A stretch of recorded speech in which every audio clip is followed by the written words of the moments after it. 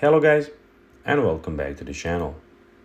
Where today guys, I'll be showing you how to find Polygon Network on Binance.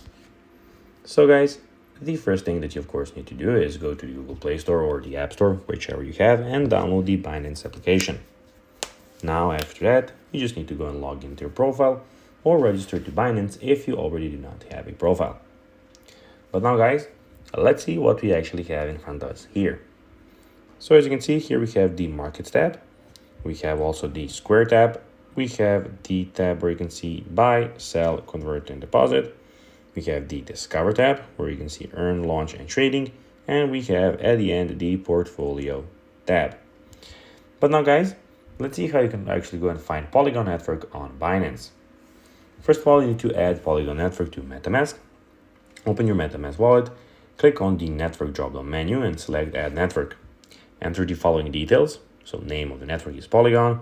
You just need to go and put the RPC URL.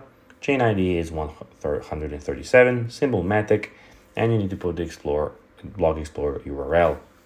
Then you need to navigate to buy Polygon with USDT page on Binance. Select Polygon and USD from the drop-down menu. Choose Google Play or Apple Play, whichever you have.